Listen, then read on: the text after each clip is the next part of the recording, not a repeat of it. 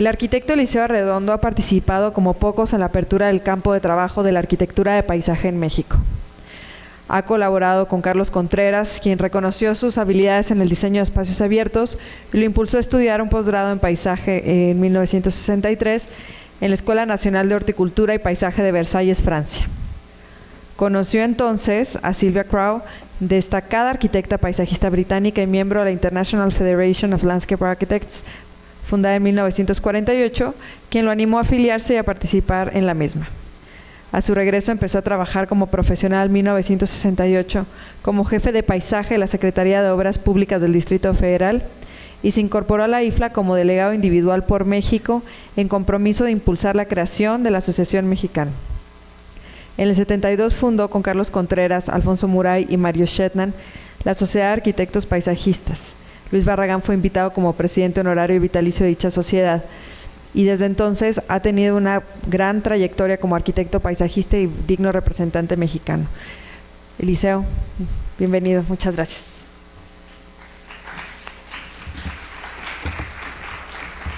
Bueno, pues, muchas gracias. Saludos a todos. Creo que ya estamos cansados todos, así que voy a tratar de evitar que se me duerman. Bueno, pues antes que otra cosa yo quisiera compartirles que para mí esta reunión de América se convierte en un privilegio porque veo que es un sueño que se realizó. Les platico rápidamente por qué. Yo como estudiante de arquitectura me enteré que existía la carrera de arquitectura de paisaje como una novedad en muy pocos países. Mi maestro Carlos Contreras fue el que me lo hizo saber porque su padre era un urbanista que había trabajado con Luis Barragán y fue el que hizo el trazo de Jardines del Pedregal. Y entonces tenía contacto, se había preparado en Estados Unidos y sabía de la existencia de esta especialidad. Así obtuve una beca por parte del gobierno de Francia y me fui a cursar un posgrado a Versalles. Estando ahí, asistí a una conferencia de la British Road Federation en Londres y tuve la oportunidad de escuchar una conferencia sobre el paisaje en carreteras a una de las fundadoras de IFLA, a Dame Sylvia Crowe, que la reina la nombró dama de la reina precisamente por esos méritos. Me informó que iba a haber un congreso en Japón. Rápidamente, pues a esa edad es uno muy ambicioso. Dije, pues capaz que hasta me manda a la universidad. Le mandé la información a Carlos Contreras y Carlos, ni tardo ni perezoso, se fue a Japón al congreso. Y 2 años después fuimos juntos, Carlos Contreras y yo, a un congreso de IFLA en Alemania. El tema era Urban Ecology. Y como se imaginarán, aquí en México nadie conocía la palabra de ecología. Fue realmente un triunfo el que me hayan apoyado para ir al congreso. Allí en el congreso solicitamos el ingreso a la IFLA y pues nos dieron ahí un poco el avión. Sin embargo, seguimos persistiendo en ello y finalmente en 1968 en Montreal me hicieron el favor de nombrarme miembro individual por México, me eligieron en IFLA. Y me pidieron que formara la Sociedad de Arquitectos Paisajistas.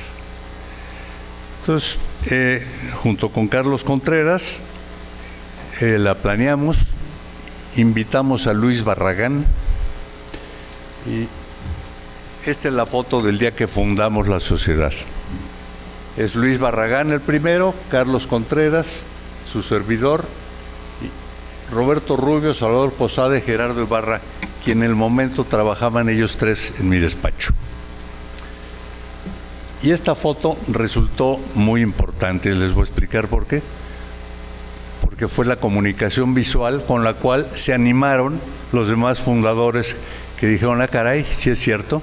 Entonces fueron a la notaría a firmar y enriquecieron la sociedad como fundadores.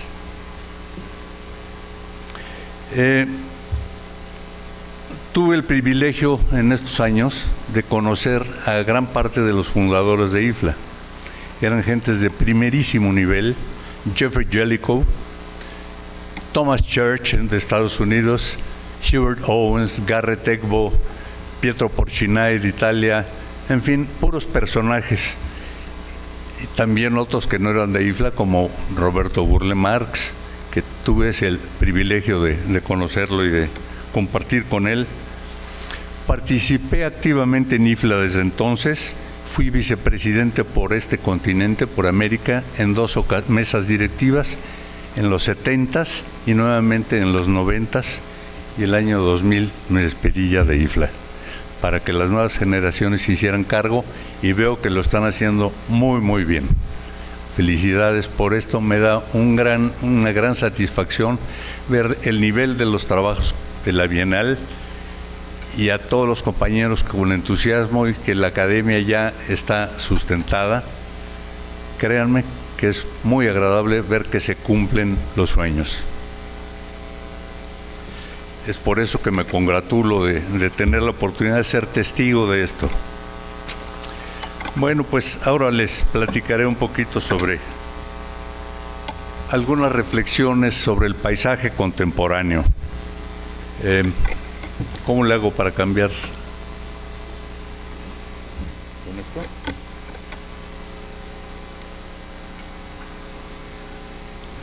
Sí.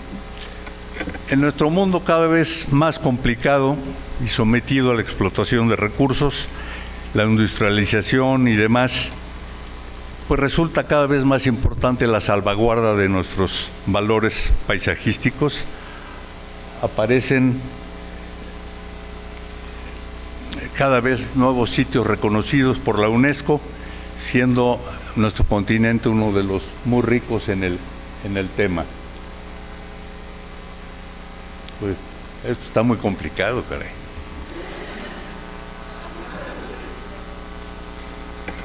Bueno, pues independientemente de esas maravillas de la creación, que son los paisajes naturales,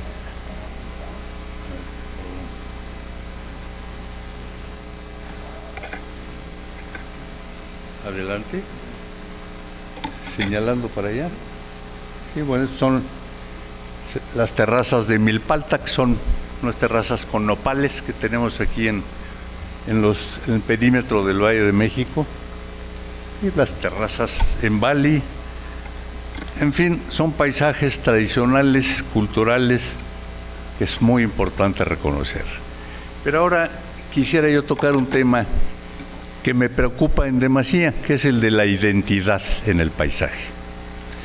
La globalización nos está llenando de información, y me parece que gran parte de los espacios abiertos y de los paisajes se están globalizando también. Y a mí me parece que, por ejemplo, hace un momento vimos varias fotos magníficas del High Line. Bueno, este es la Promenade Verte en París. Es lo mismo, es una vía férrea que hace 20 años hicieron en Francia, y pues no cabe la menor duda de dónde es, ¿no? Tiene identidad. Esto es Francia y este es el Highland Park, ambos con una gran identidad. No tenemos duda de dónde es Nueva York y dónde es París.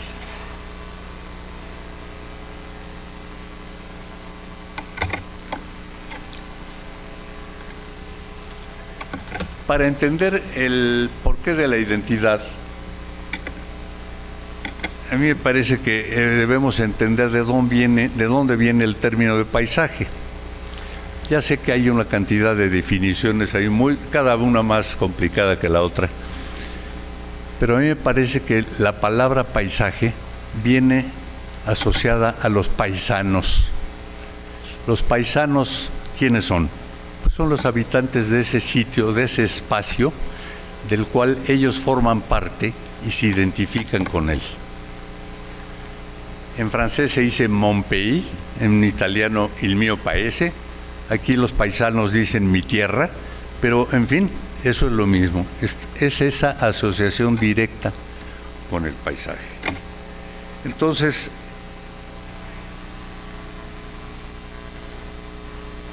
es muy importante que tengamos claro por qué es ese espacio.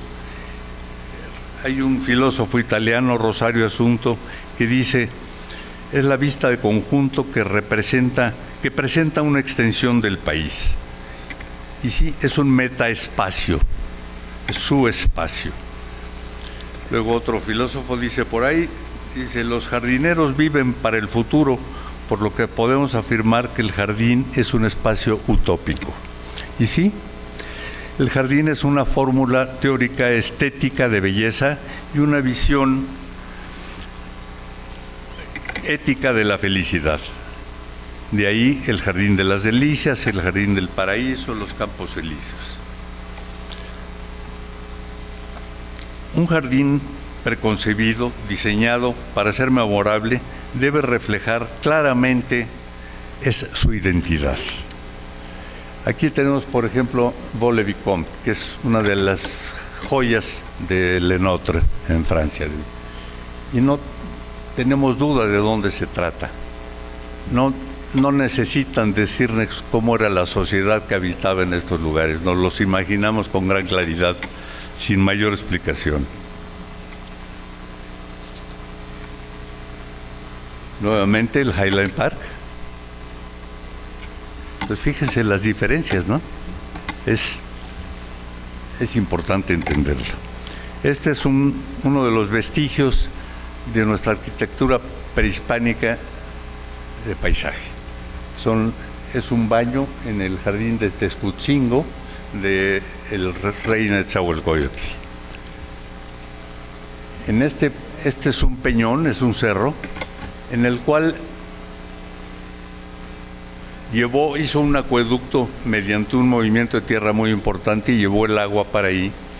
Y tenía flora de diferentes partes de la República que llevaban para probar cuáles prosperaban en ese clima. De hecho, un biólogo que conocemos bien, Juan Guzzi, ha hecho un estudio, cada mes ha ido a recolectar hierbas y plantas de este lugar y tiene ya la evidencia de lo que estamos hablando, ¿no?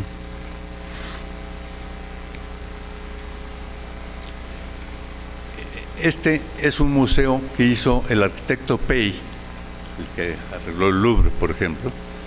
Es paisano de China, paisano de Suzhou, y le pidieron que hiciera el Museo de Arte de Suzhou. Y este es el jardín de Suzhou. Y creo que no nos tiene que decir que es China, ¿no? Tiene identidad.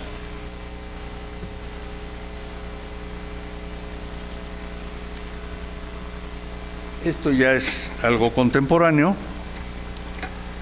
Es una casa en Los Cabos, en Baja California.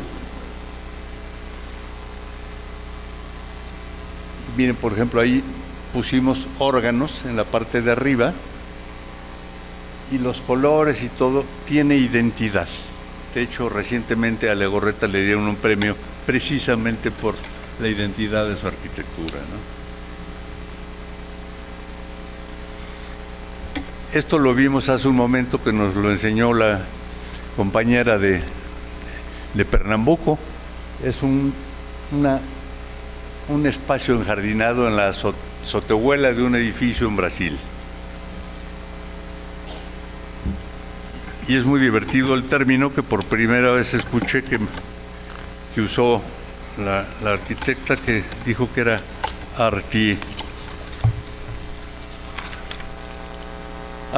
artializando. Es más interesantísimo el término, ¿no? Sí. Se convirtió en arte claramente la composición, ¿no?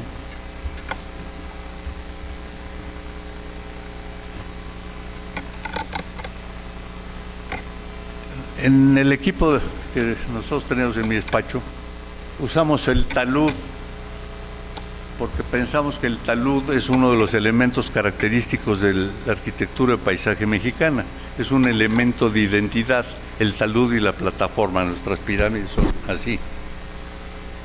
Este es un parque público y aquí se alojan unos baños bajo estos taludes.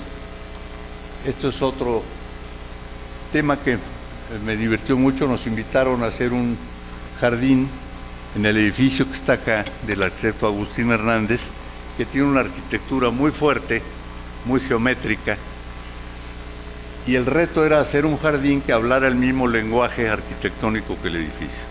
Entonces nuevamente caímos en el talud. Este es otro parque en Villahermosa, Tabasco, con Teodoro González de León, Pancho Herraño y Nuño, nuevamente los taludes. Y ahora, pues ya lo que está pasando en esta Ciudad de México es la verticalidad. Se está volviendo la ciudad cada vez más vertical. Esta es la torre de BBV Bancomer, en donde hay unas terrazas enjardinadas. Digo enjardinadas porque, pues como ustedes comprenderán, no es un jardín, pero había que cumplir con LEED, ¿verdad? No sé si han trabajado el LEED, es para una certificación muy importante. Sin embargo, estas certificaciones no están adecuadas al sitio en donde se manejan. Yo la primera vez que me enfrenté a una certificación LEED fue con esta obra. Se contrató un despacho especialista en LEED y le pregunté, bueno, dime, ¿y la permeabilidad de todo el agua que va a escurrir en las fachadas, cómo se está captando? No se está captando. ¿Cómo? No, es que eso no es parte de la certificación LEED. Bueno, pero es que aquí en la Ciudad de México lo que nos urge es infiltrar agua al subsuelo, porque esto eran unos lagos y la ciudad se está hundiendo porque le estamos sacando el agua. Es el problema de la globalización. Es uno de los problemas de la globalización. ¿Qué está pasando ahora? Todos los espacios verdes, es un conjunto en condominio, todos son azoteas. Azoteas de un estacionamiento, las azoteas del edificio. Esto fue un parque en Santa Fe que se convirtió en un centro comercial. Nosotros habíamos diseñado el parque y luego le vendieron a unos promotores el parque, hicieron este centro comercial y pues nuevamente nos tocó hacer el diseño, ¿no? Y pues ahí está. El centro comercial está hundido. Esos conos de cristal lo iluminan y lo ventilan. Entonces se están acabando los espacios verdes urbanos. Este es un conjunto también que diseñamos, 13,000 metros cuadrados en azoteas, a diferentes niveles y con diferentes orientaciones. Entonces cada uno tiene su problemática, tiene uno que hacer estudios de asoleamiento en las diferentes estaciones del año y resolverlo precisamente por la dificultad que presentan. Afortunadamente, de repente en estos espacios surgen espacios, y uno de los temas que sí invita a los paisajistas y le abre la oportunidad, por fortuna, son otras locaciones con cuestiones turísticas como esto en Cancún, o también por ejemplo, en este caso es nuevamente influencia prehispánica en las formas, como ustedes verán. Esto se hizo para agregarle una masa de tierra a un corte que se había hecho, y atrás hay un relleno sanitario que estaba presentando problemas de fractura. Entonces, una firma de mecánica de suelos determinó que había que agregarle una masa, y pues un despacho de ingenieros hizo un proyecto de una masa terrible, y levanté la mano y les dije, déjenme meterle la mano, y acabamos haciendo esto. Es suelo cemento en capas de 40 centímetros, y durante un buen tiempo pues resultó uno de los elementos característicos del fraccionamiento Santa Fe, aunque ahora ya le pasa la estructura del tren a Toluca.